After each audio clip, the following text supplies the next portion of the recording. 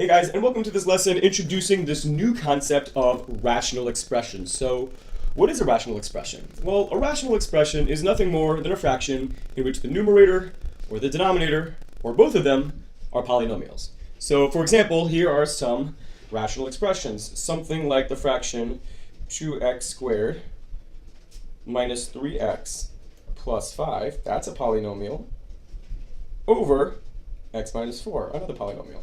All it is, it's a fraction that has a polynomial as its numerator, and in this case, its denominator. Or, for instance, a plus 7 over a squared minus 4. That's another fraction in which both the numerator and denominator happen to be polynomials, so they are rational expressions. Most of the rational expressions we're going to deal with are going to include exclusively the variable x, but of course you could have any variable. But here's a really big note to keep in mind. Remember that if we ever have a fraction in which the denominator is 0, so something like 5 over 0, that fraction is undefined. So it's really important that when we're working with rational expressions, these denominators, which include variables, are also not 0, because otherwise these fractions would be undefined. So you got to make sure the denominators of these fractions are not equal to 0. So for example, in this first fraction, in order for that denominator to be not 0, it must be the case that x cannot equal 4.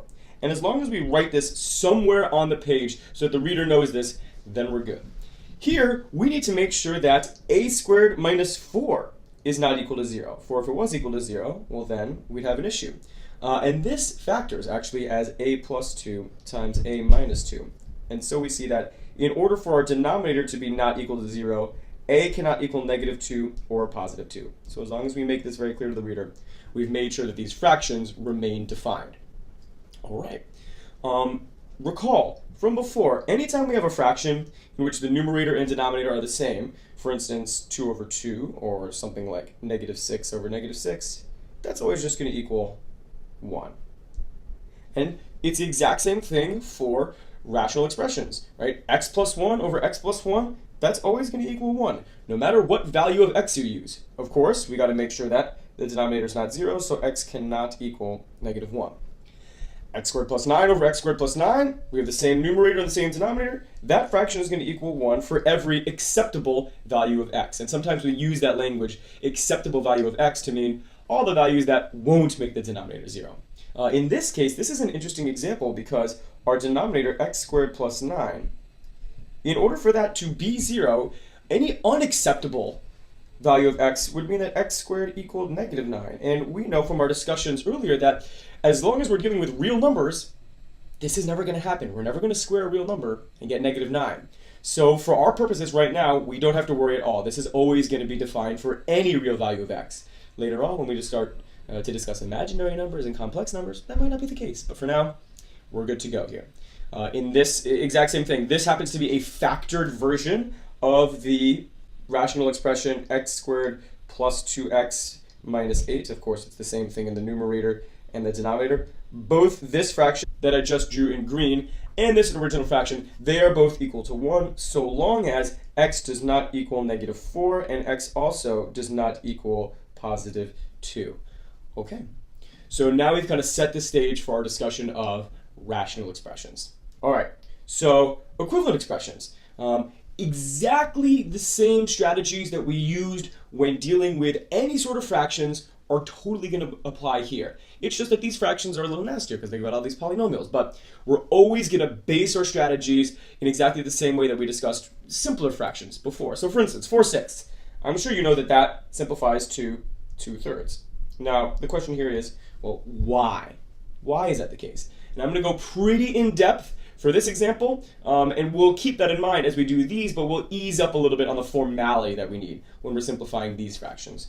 So my claim is this, that 4/6 is the same as 2 times 2 over 2 times 3. Now usually at this point people say, oh right, I've got a 2 in the numerator and a 2 in the denominator, and they simplify to 1, right? 2 divided by 2 is 1, which is true. I'm going to go one step further and say we could rewrite this as 2 over 2 times 2 over 3. Now of course, here we have a fraction in which the numerator and denominator are the same. That is definitely 1, so this definitely reduces to 2/3, or simplifies to 2/3. And the strategy that we take to simplify rational expressions is the exact same thing. We just factor, factor, factor, factor, factor, and then we simplify wherever we can. I know some people like to use the C word, they like to say cancel out. So if that's how you like to think about it, okay. So let's look at this first example. X squared minus 3x minus 4 over x squared plus 6x plus 5. We're just going to go ahead and factor that numerator. And I think that factors as x minus 4 times the quantity of x plus 1. And our denominator will factor as x plus 1 times the quantity of x plus 5. Okay, we factored everything. I see that we've got an x plus 1 in our numerator and in our denominator. X plus 1 divided by x plus 1 is 1, so they simplify away, and we are left with our simplified version, x minus 4 over x plus 5. Now, I want to make a note. Some people wait until the very end and they say, oh, okay, we got to make sure that we're using only acceptable values of x, and they say x can't be equal to -5. And that's true. But we need to look before we simplify it away, this x plus 1. Note that in our original example, x could not be equal to -1 either. So as a general rule of thumb, my strategy is factor everything, then look for your restrictions on your variable. So in this case, x cannot equal 1, but it also cannot equal -5, and then I do my simplifying. All right, one more example before I have you do some on your own. So here, let's factor our numerator. I think all we've got is a common factor of 3.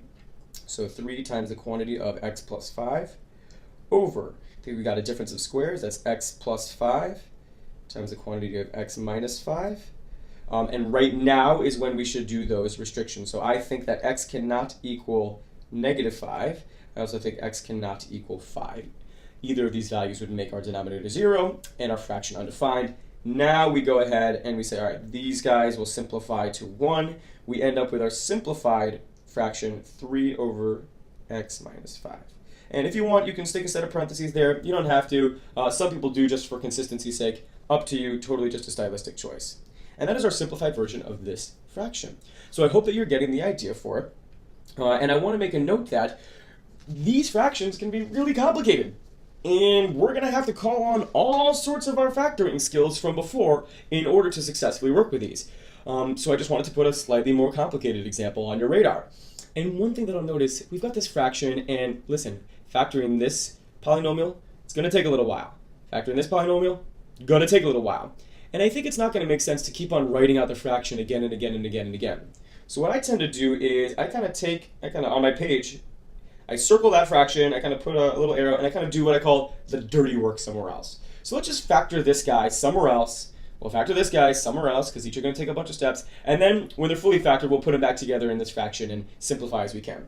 So I see a common factor of 2 up there. Let's write this as 2 times the quantity of x squared plus 5x minus 14. From there, I think we can factor that polynomial as x plus 7 times the quantity of x minus 2. All right, in another color, just for clarity's sake, let's factor out the common factor of 4. 4 times the quantity of x squared plus 8x plus 7, which continues to factor as x plus 7, x plus 7 times the quantity of x plus 1. And now that these are fully factored, now let's rewrite our original fraction in its fully factored form. So our numerator is 2 times x plus 7 times x minus 2 all over 4 times x plus 7 times x plus 1. Okay, right away, let's write our variable restrictions. X cannot equal -7, x cannot equal -1. So x cannot equal -7, it can also not equal -1. Now let's go ahead and simplify. These guys simplify to 1. We can reduce the fraction 2 over 4 into 1/2. And so I think our final simplified fraction is just x minus 2, you can do with or without parentheses, over 2 times the quantity of x plus 1. Now it's totally your choice here if you want to distribute this and write it as x minus 2 over the quantity of 2x plus 2, be my guest. That's totally fine. Some people really prefer to leave their final result in a factored form. And in general, I tend to prefer this over this, but either is totally acceptable. So here is our factored version. Or rather I'd say our simplified version of that original fraction. And so I've got 4 more examples here that are going to call on pretty much every factoring skill that we've learned so far. And I just want us to practice getting in the habit of always simplifying these rational expressions and finding those variable restrictions as well. So why don't you pause the video and try these 4, and when you're done, play the video and we'll see how it went.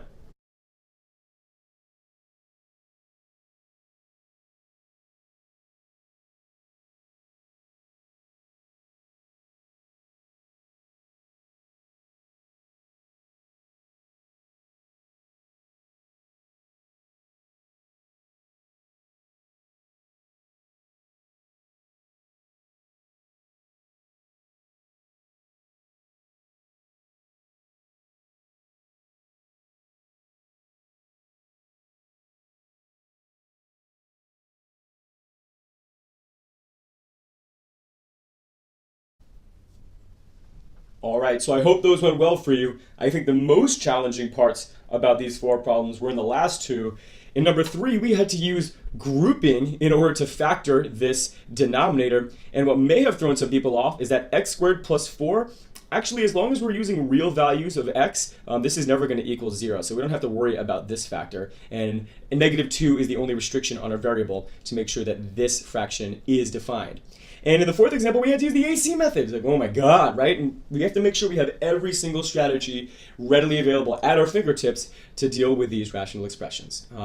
And so I do want to highlight a potential pitfall, though, that sometimes happens with people. So if you turn with me to the next page, take a look at this example right here. So when people come across a rational expression like this one, they tend to immediately hyper-focus on the fact that, oh, we've got an x plus 3 in our numerator and an x plus 3 in our denominator. Oh, we can totally cancel those out. And we've got an x minus 2 in our numerator and an x minus 2 in our denominator. Oh, those totally simplify to 1. Oh, yeah. But actually, we got to be really careful. Why? These terms in our numerator are not separated by multiplication. They are separated by subtraction in this case. And so we're actually unable to simplify these x plus 3s or these x minus 2s. And if we were to actually take the time to distribute this 4 and distribute this -2 and collect our like terms, we'd end up with a rational expression that looks far different from this. And so let's actually take a moment to do just that. So if we distribute 4 to both the x and the 3, we're going to end up with 4x plus 12. And if we distribute this -2 to the x and this other -2, we end up with -2x plus 4. And if we collect our like terms, we end up with 2x plus 14, which I'm going to write as 2 times the quantity of x plus 7.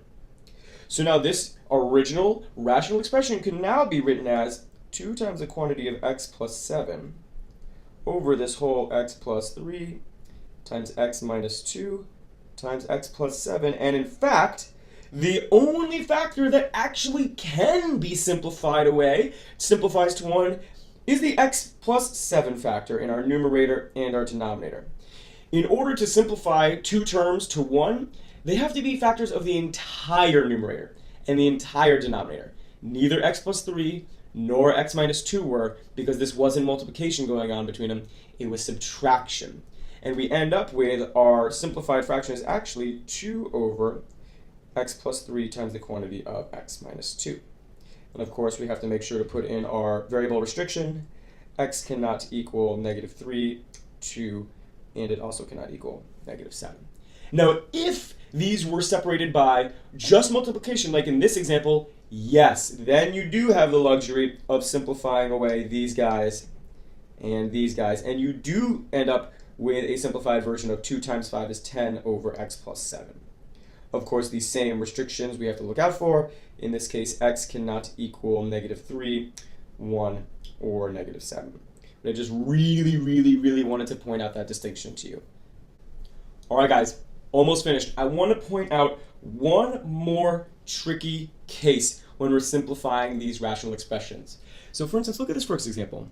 A minus b over b minus a. It's like they're so mind-bogglingly similar, but I'm actually not sure how to simplify this.